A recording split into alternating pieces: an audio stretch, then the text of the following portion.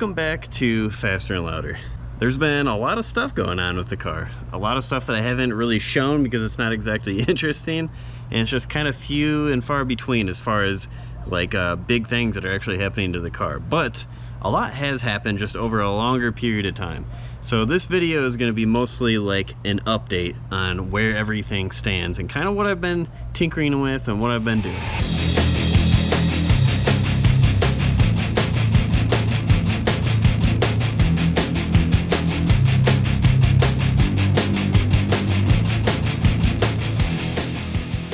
So I believe in one of the last videos I showed that the T5 was working. I got everything legal finally, so it actually has temporary tags right now. I'm getting permanent ones soon, but that's not really super important to the story here. But it is technically legal and I can drive it around now. So some of the things that I've been messing with though, first thing that comes to mind was my timing, the ignition timing. So I was misreading my marks on my timing cover, so I thought that I had it advanced to where I needed it, which is like 10 to 14 degrees initial timing. Turns out it was like really close to top dead center. So now I corrected that, dropped the RPM down a little bit, and I was having issues with like anything over 95 degrees outside, which is basically all the time right now. It's the beginning of July. I was having a lot of overheating. Well, not really overheating issues, but it's getting hotter than I liked. I think I got almost up to 220 at the hottest with these electric fans and everything. I don't think these fans push quite as much air as I'd like them to, but after I got the tuning kind of sorted out a little bit, it has been better. So I drove it around for a little while like that.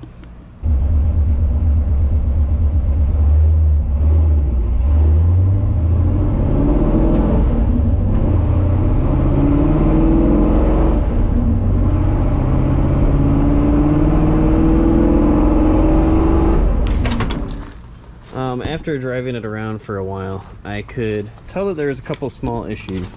I would kind of just be backing up, and when I'm like turning the wheel slowly, I could hear there's some kind of like groaning or rubbing or something that was going on. I couldn't quite figure it out, so I actually opened up the hood to see if there's anything rubbing there.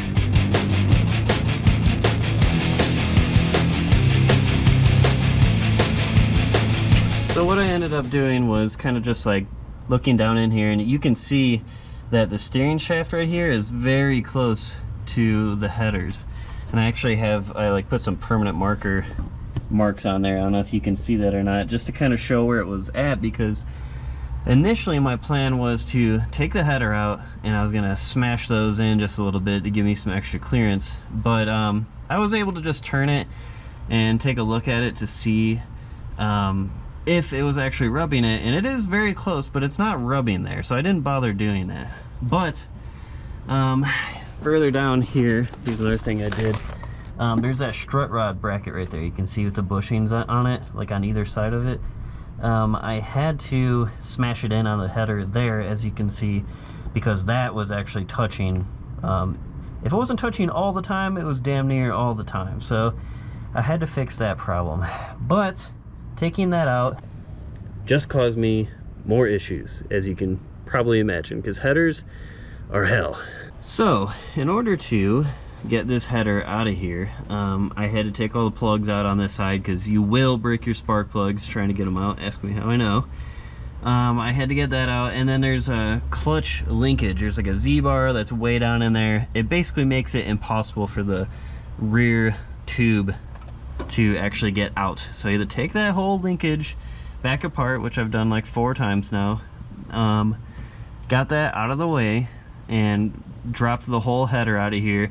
I used a wire wheel to clean up the whole flange on there, clean up the head, put a new gasket on there, which is a pain because you got to take this organizer out of the way and a bunch of stuff. So eventually that got replaced.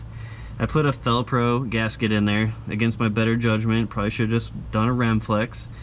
But it was leaking too, by the way. Let's see, amongst all my crap here.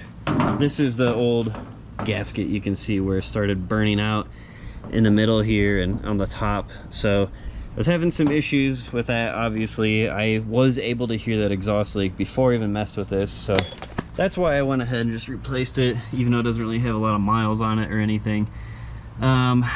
Tried doing some stuff with RTV, and it's basically just impossible to slide the gasket in there without making an absolute mess. So I didn't even bother with that.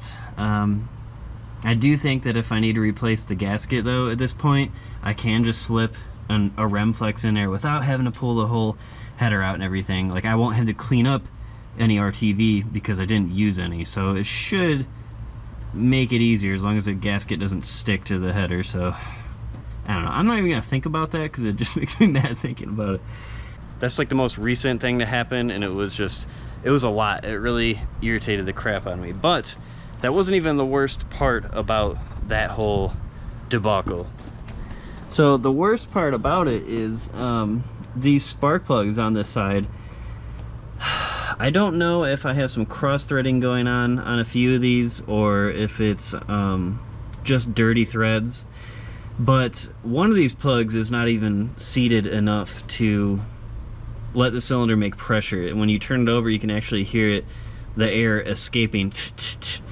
So one of them, I'm not even totally sure, it's probably this one, number 3 cylinder, because I can just barely even get that started for the threading, and I'm trying not to push it too much, so I'm not even gonna mess with it. But I do have a thread chaser on the way. I'm gonna try to clean up the threads on those, and my fingers are crossed that I can get it fixed, but that will be happening soon. Other than that, oh yeah, I did have a misfire, which turned out to be 5 and 7 were flipped, so I think I got that fixed. I haven't even actually tried to start it since flipping it back. Yeah, I'm just not having a good time right now, guys. On the inside, I did make some progress. I can't remember if I showed this in my last video or not, but I did get a new lid for the console. Some dirt in here. I think I left the window down a couple days ago. But yeah, I got a new lid in here, painted the hinge because why not, I guess. I was going to put the lock on there, but I was having issues with alignment and stuff, so I decided to not even mess with it, because honestly, like, even if it does have the lock on there, you can just rip this console up, no problem. So kind of pointless anyways. Got myself a new little holder for my phone, so I actually have like a GPS speedometer on the phone, and it makes it a little easier to access the volume with my Bluetooth receiver. Shifter, everything seems to be good with the shifter, and the transmission, I haven't really had any major issues. I do think the trans mount is, it's kind of at a weird angle. I don't know why they make the trans mount part of the transmission at like a weird angle. It's like off to one side, if that makes any sense. And basically what I need to do is either level it out with some washers like underneath the actual transmission, try to make it flat, or I need to get a polyurethane one so it doesn't flex so much, because under certain circumstances, it seems like when I'm going like second to third mostly, it's like it's under a load, and then I'll push in a clutch and it'll kind of like clunk, like it's, you know, the engine's not like torquing anymore. So I think that it's kind of doing something weird with the transmission. But a lot of that rattling I had before was the exhaust, and so that's all fixed. I'm slowly working out a lot of bugs, but this thing with the spark plug threads is just killing me, man. I'm like half ready to just stop altogether here pretty soon. I mean, I really would like to just get this one issue fixed and then just kind of chill for a little bit. So you might see less videos from me in the next month or two. It's just super friggin' hot right now. I don't have an actual garage like I used to. As you probably know, I have the shed over here, which is nice, but it's not insulated. I do have AC, but it doesn't really work when it's like 100+ degrees outside. And this whole week is gonna be 113 or hotter. So yeah, it's not really fun to record, and forces me to work at night when the sun's obviously gone and it's not quite as brutal to work on the car. But it's hard to record at night and get good footage and everything, so you might not see a lot of that process. But I just wanted to make a video on everything that's happening because I'd like to be doing more and, you know, having fun with the car, making that kind of, like those kinds of videos. But yeah, I just have a lot of issues going on right now. And even if the car was running properly and I didn't even have an issue with cooling or anything, I don't have AC, so it's really quite miserable to drive this thing for any extended period of time. So yeah, it might be just a little less stuff going on, but thanks for coming along on the ride, guys. This is not the end of videos with the Javelin, just so you know. There will be more videos. If you want to help me out personally, and help me kind of just work through some of these issues with the car and get it on the road sooner, I do highly recommend checking out the fasterandlouder.com website. There's a store on there with some brand new shirts. There's some cool stuff. I'm trying to just slowly roll out some more products and cool stuff for you guys to check out.